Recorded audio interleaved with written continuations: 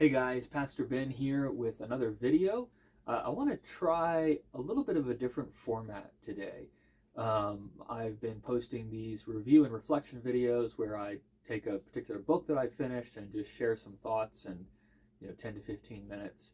I hope those have been helpful for you.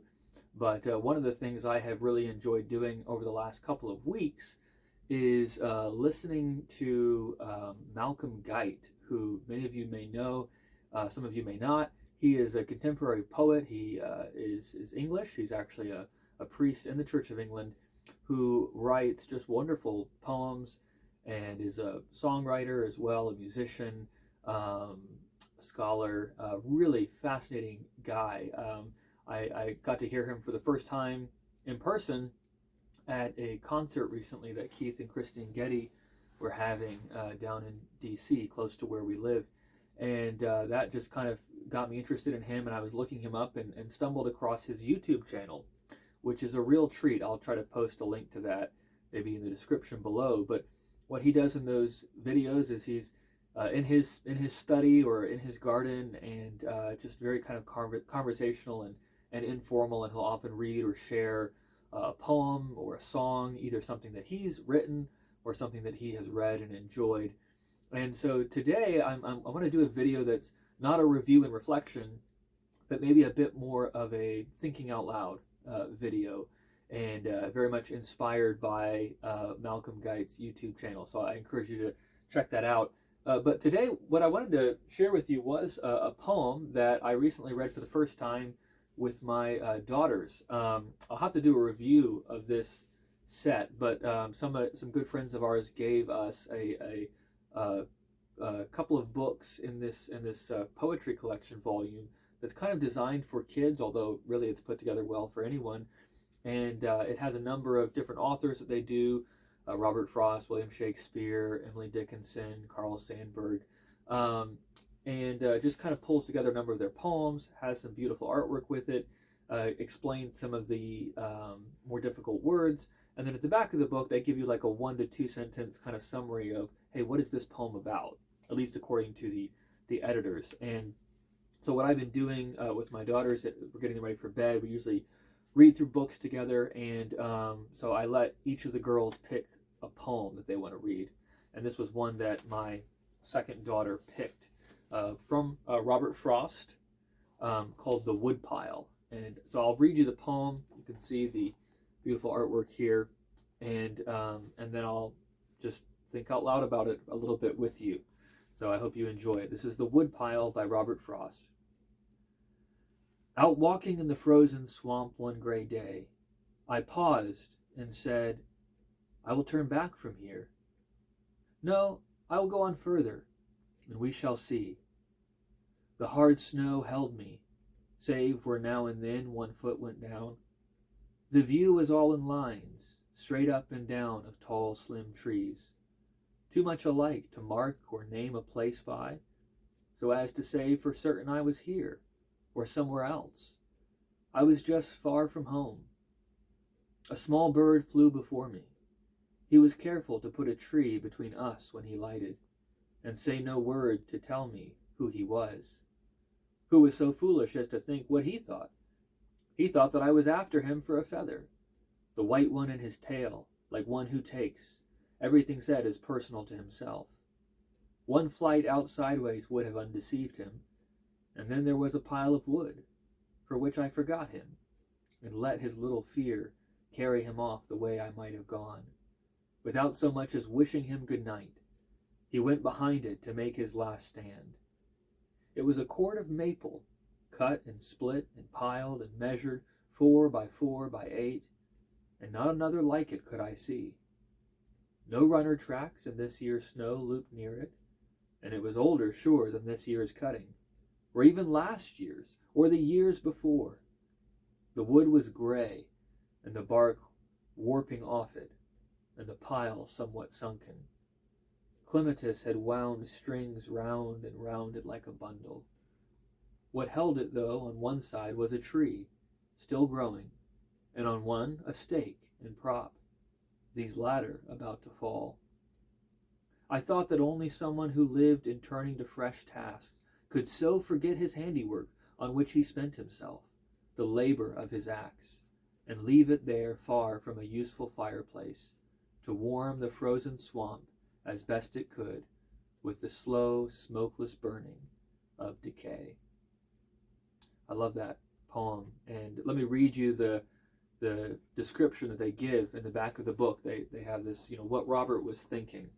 And here's how the editor captures that poem. He says, "In many poems by Frost, a solitary man goes into the woods and measures himself against the natural world. Here he goes into a swamp and discovers a mysterious cord of wood. Who would take such trouble, cutting and stacking so much wood in a place where it seems quite useless? Is this somewhat like writing poems, stacking the lines which are measured out carefully and left, perhaps, for nobody to read?" I thought that was a very insightful interpretation, and the way it's kind of drawing on Frost's lines, that it was a cord of maple cut and split and piled and measured 4 by 4 by 8. And it got me thinking about my own work, and I think work that many of us do. Most of us don't write poetry. Almost none of us write poetry as well as Robert Frost did, of course. But that picture of hard work, carefully done, carefully planned, and yet out of sight, out of view, in the background, forgotten perhaps by everyone but the birds, is something that I think resonates. I certainly think of that as a minister and as a preacher.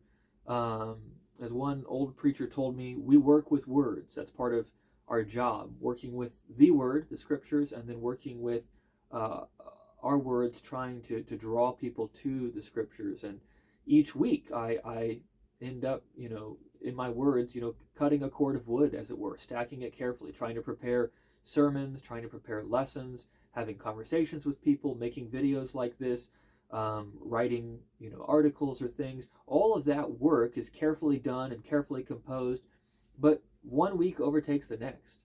And if you were to ask my congregation, what did your pastor preach on 3 months ago? I'm guessing they couldn't remember, because I can't remember exactly. I know what series we were in, but I can't remember the exact sermon. I certainly can't remember the outline or the main theme. I'd have to go back and look at that again. And that's one of the dynamics of work. And Frost is just kind of drawing our attention to that, this strange scene that's actually very normal, actually very familiar. And I think this dynamic applies not just to people who work with words, poets or pastors, but to ordinary everyday people. I feel this not only in my professional life, if that's even the right term, and my vocational life, that's probably a better way of putting it, but in other areas of work. How many of us as parents have the conversation with our kids, or we prepare the meal, or we prepare the home, or we do whatever the work is, and it's done carefully, it's done with attention, but it ends up left, as it were, in the woods. And the question that Frost raises is sort of, does it matter? Is anyone going to see it? Is anyone going to care? Is anyone going to notice? And Frost is not trying to answer that question. He's just raising it with this vivid picture of the snowy woodpile. But of course, as Christians, we know that there is an answer to that question. We know that the work that we do, when it's done well, when it's done to the glory of God, is work that matters, is work that will last, is work that God sees. We're told in the book of Revelation that as the righteous come into the city of God, that their works follow them. There's a lot of conversations we could have about what that does or doesn't mean, but I think at a minimum it's pointing us to the fact that Jesus speaks to in the Sermon on the Mount, that we can be free from the kinds of worries and fears and anxieties, and is my life meaningful? Am I doing something? Am I accomplishing anything? Those are natural questions, but Jesus wants to put those fears to rest and remind us that we have a Heavenly Father who sees us, who knows us, who looks down on us, who knows when a hair falls from our head, who knows every bird that falls to the ground. How much more will He care for you? how much more does he see your work? How much more is he glorified by what you do? And so we can say with Paul that whatever we do, we want to do it to the glory of God. And that's what I think Frost's poem pictures so well for us. So I just really enjoyed discovering that poem with my daughters. It's something that's been kind of rolling around in my head a little bit the last couple of days. And so I just wanted to think out loud with you about that together. I hope you enjoyed this. Let me know if you think this is a format that would be worth continuing in addition to my more normal review and reflection videos. But in any case, thanks for watching. God bless.